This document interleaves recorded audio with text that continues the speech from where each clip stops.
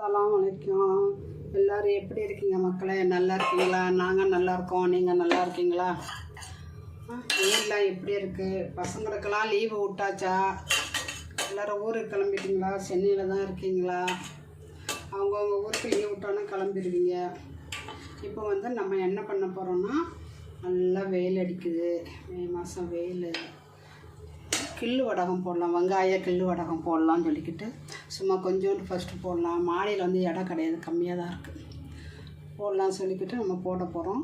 இப்போ அதுக்கு எப்படி நம்ம செய்கிறோம், அளவு தண்ணி எவ்வளவு, மாவு எவ்வளவுன்னு சொல்லி பார்க்கலாமா? இந்த கரண்டிக்கு 1 2 போட போகிறேன். சின்னதாக செய்யலாம்.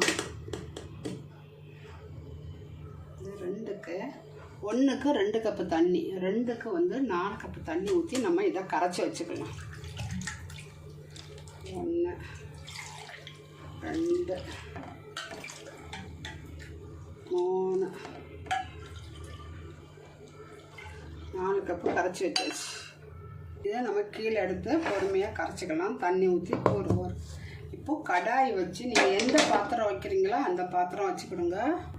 அந்த மாவில் அதே மாதிரி இதுலேயும் 4 கப்பு தண்ணி ஊற்றலாம்.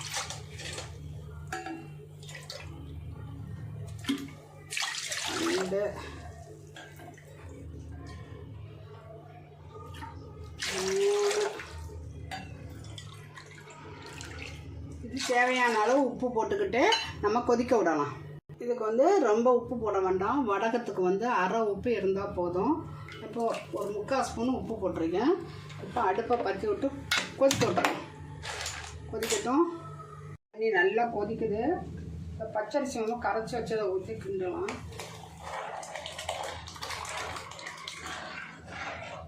இந்த மாவு நம்ம எப்படி தயாரிக்கிறோன்னா, 1 கிலோ அரிசி எடுத்துக்கணுங்க.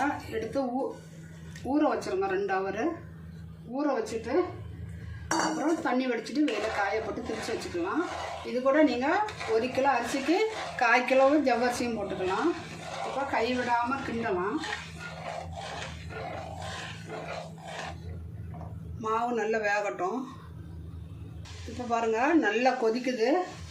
கொதிக்கும் போது கட்டியாச்சு பாருங்கள். நம்ம சிம்பிள் வச்சிடலாம்.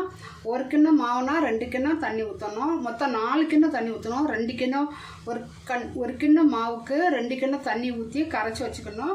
கடாயில் 2 கிண்ணம் தண்ணி ஊற்றி உப்பு போட்டு கொதிக்க விட்றணும். ஏன்னா நம்ம கிள்ளி வடகம், இது கூழ் வடகத்துக்கு 1 கப்பு மாவுனா 8 கப்பு தண்ணி ஊற்றணும். போய் சிம்மில் போட்டுக்கலாம். இது இந்த மாவு வெந்துட்டு இப்போ நம்ம என்ன பண்ணோன்னா, ஒரு கிண்ணத்தில் தண்ணி எடுத்து கையை அப்படி நினச்சிட்டு இப்படி தொட்டு பார்க்கணும். தொட்டால் நம்ம கையில் ஒட்டவே இல்லை. ஒட்டாமல் இருந்ததுன்னா மாவு வெந்துடுச்சுன்னு அர்த்தம். நம்ம சிம்மில் போட்டு இதை நம்ம இது செய்கிறோம். 2வது நீங்கள் 1 கிலோவோ இல்லாட்டா 5 கிலோவோ எவ்வளோ நாள் அரிசி திரிச்சு மொத்தமாக வச்சுக்கிடுங்க. நிறைய போடுறதா இருந்தால் அதே மாவு முறுக்கு வத்தலுக்கும் போட்டுக்கலாம், கூழ் வடகத்துக்கும் போட்டுக்கலாம், கிள் வடகத்துக்கும் போட்டுக்கலாம். ஆனால் 1 கிலோ அரிசிக்கு 1/4 கிலோ ஜவ்வரிசி எடுத்துக்கிறோங்க. நான் ஜவ்வரிசிலாம் போடல. இது எப்போவுமே வீட்டில் நான் பச்சரிசி கழுவி காய வச்சு வச்சுருப்பேன். நான் கடலை மாவு கூட பச்சி போட யூஸ் பண்ணுவேன். சிக்கன் பொரிக்கிறதுக்கு, அப்புறம் சேப்பக்கிழங்கு எல்லாம் பொரிக்கிறதுக்கு போட்டோன்னா ரொம்ப நல்லாயிருக்கும். மாவு பாருங்கள் நிறம் கூட மாறிடுச்சு, நல்லா வெந்துருச்சு. சிம்மிலே விட்டு செய்கிறோம், அடி பிடிக்காமல். இதே நம்ம 1க்கு 4 ஊற்றணும். முறுக்குக்குன்னா 1 கிண்ணம் தண்ணினா 1 கிண்ணம் மாவுனா 2 கிண்ணம் தண்ணி ஊற்றினா போதும். அதை கிண்டி வச்சுட்டு ஆறினோன்னா நம்ம முறுக்கு புரியலாம். இதை நைட்டே கூட கிண்டி வச்சுட்டு காலையில் வெயில் வர முன்னாடி நம்ம கொண்டு கிள்ளி போட்டுடலாம். இப்போ வெயில் வந்துடுச்சு, மணியே 12 ஆயிடுச்சு.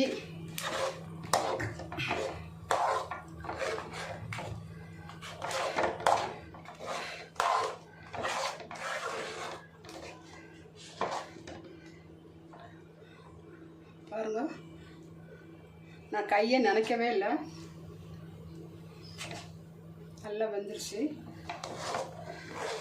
இது கூட ஜீரகம் வேணால் ஜீரகம் போட்டுக்கலாம், ஓமம் வேணால் ஓமம் போட்டுக்கலாம், பச்சை மிளகா, கருவேப்பிலை, சின்ன வெங்காயம், பச்சை மிளகாய் நான் இவ்வளோ கட் பண்ணி வச்சுருக்கேன். இது மாவு ஆற விட்டுட்டு எல்லாம் போட்டு பிசைஞ்சு நம்ம கிள்ளி விட்டுறலாம். இப்போ என்ன பண்ண போகிறோன்னா, மாவை தண்ணி தொட்டு நல்லா ஆறிடுச்சு. கருவேப்பிலை, மல்லித்தழை, பச்சை மிளகா,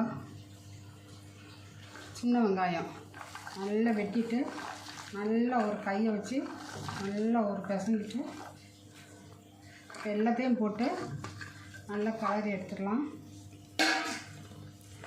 உங்களுக்கு வத்தல் போட இடம் இல்லாட்டா மரத்தில் வச்சு பெரிய தட்டு இருந்தால் தட்டில் வச்சு நம்ம கிள்ளி கிள்ளி போட்டுக்கலாம். நீங்கள் இதுக்கு பெருங்காயம் வேணாலும் போட்டுக்கலாம், ஓமம் போட்டுக்கலாம், ஜீரகம் போட்டுக்கலாம். நான் அந்த ரெண்டும் போடலை, அதை முறுக்கு வத்தலுக்கு போட்டுக்கலாம். இது வெங்காயம் வாசனை, சின்ன வெங்காயம், பச்சை மிளகா, கருவேப்பிலை, மல்லித்தழை எல்லாம் போட்டோன்னா நல்லா சூப்பராக இருக்குது.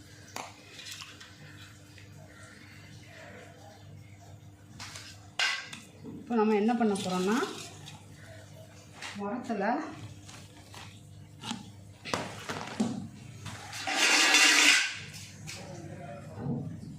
முறை வச்சுருக்கோம்ல, இந்த முறத்தில் கிள்ளி கிள்ளி வச்சு நம்ம மொட்டை மாடியில் கொண்டு வச்சிடலாம். இடம் கம்மியாக இருக்கனால நம்ம அப்படி செய்ய போகிறோம்.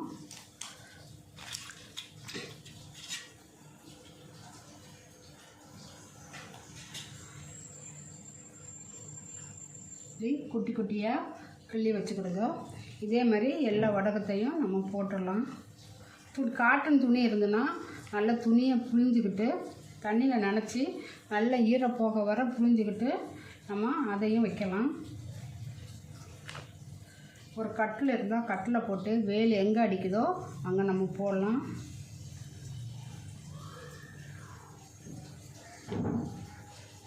இதே மாதிரி இந்த பேப்பரில் எல்லாமே போட்டுடலாம். இங்கே பாருங்கள்,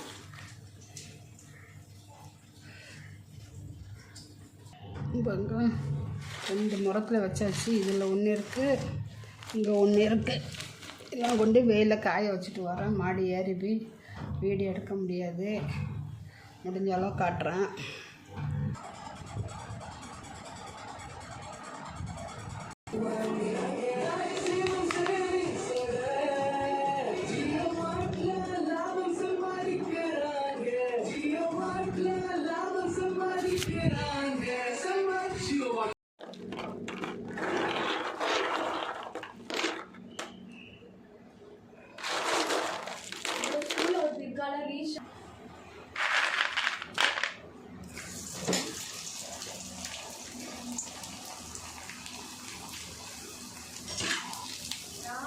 கவரில் போட்டு வைக்கவா இருக்கா?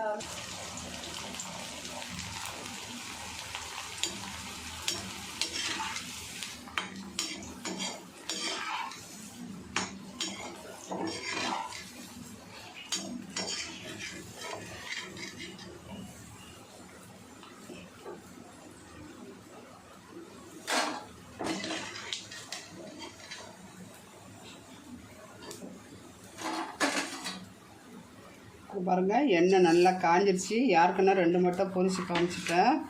திருப்பியும் இந்த எண்ணெயில் நல்லா எண்ணெய் காயணும்.